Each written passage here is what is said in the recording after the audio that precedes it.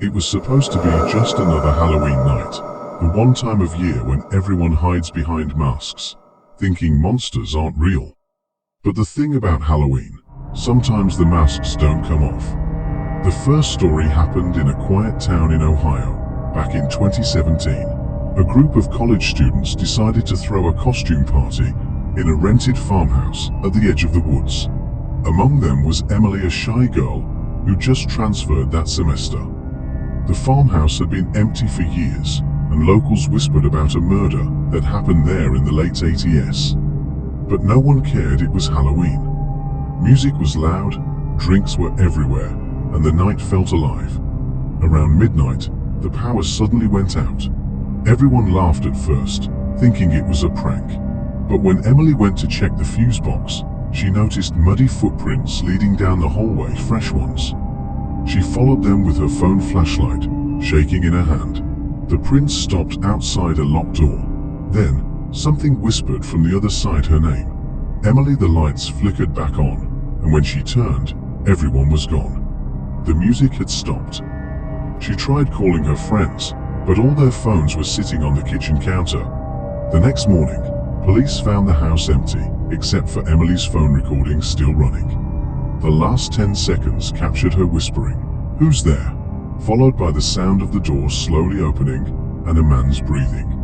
None of her friends were ever found.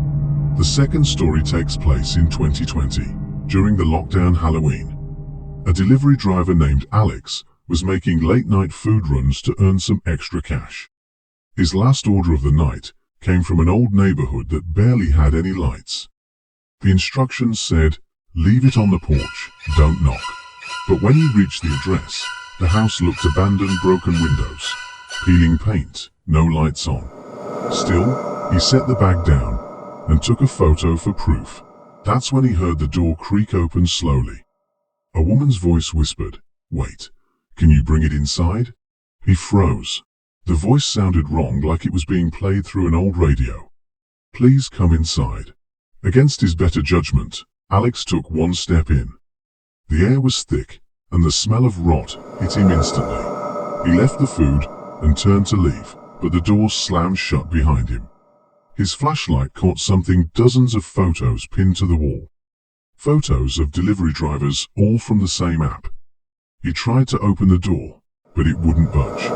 Then the woman's voice said again, "You shouldn't have come." The next morning, police found his car still running outside the house. The food bag was gone. The app showed the order was delivered successfully. The final story happened last Halloween, and this one still haunts me. A group of kids in a small neighborhood loved playing a game called Ghost Tag. The rule was simple: one kid wears a ghost sheet, hides in the dark, and scares the others.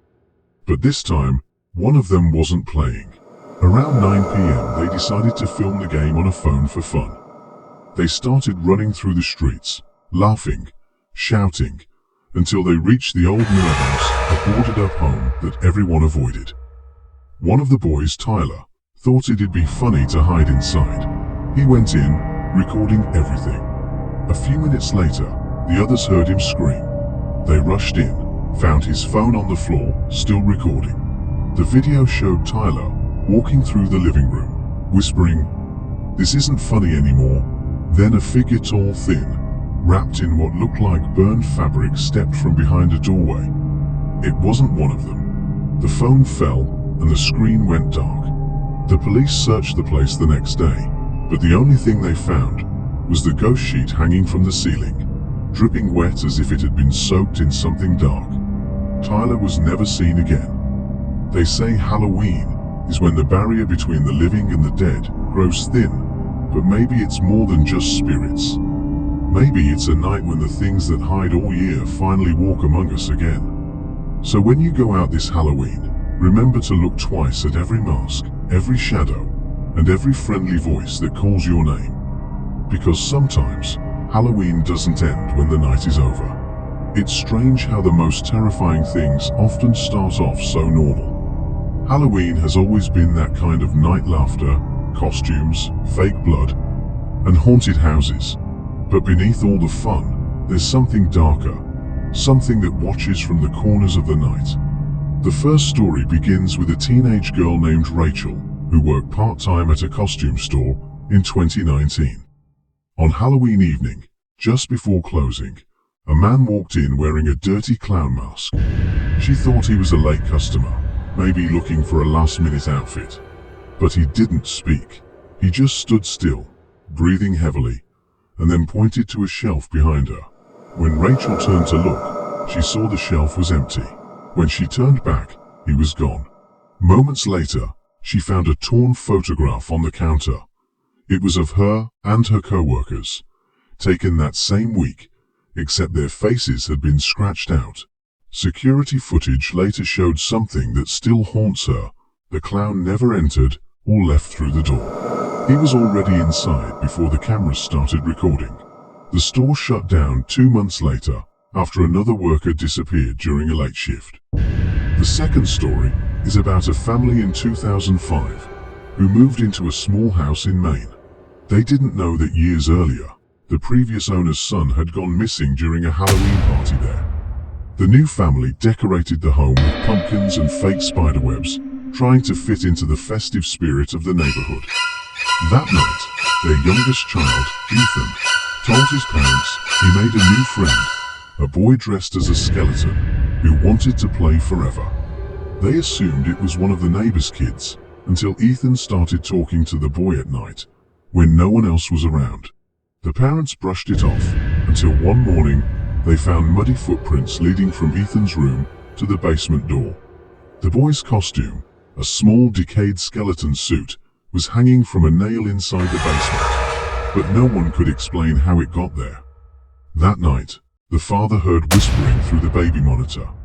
A child's voice said, "You promised we could play again." When he rushed into Ethan's room, the bed was empty. The window was open. Ethan's voice was never heard again, except once years later, when the same house was rented by another family, and their daughter began whispering the same words through the baby monitor. The final story took place in 2022, in a small apartment building where a group of university students lived together. They were obsessed with horror and had planned to live stream a Halloween seance for their social media channel. They laughed, lit candles, and followed an old ritual they'd found online, chanting a strange phrase they didn't understand. At first, it was all fun until every light in the apartment went out, and their live stream camera picked up something standing in the corner, barely visible, a tall figure made of shadows, its head tilting unnaturally. One of the students screamed, and the feed cut off. The video later went viral because of the last frame before it ended. You could see the figure's hand on one of the students' shoulders, even though no one had been there in the room. Police found all the cameras smashed, the candles burned down, and the apartment reeking of sulfur. The students were gone. The live stream page was deleted the next day, but every Halloween since then, a mysterious live broadcast appears on the same account, just static, faint breathing, and a shadow moving closer to the screen until it fades to black.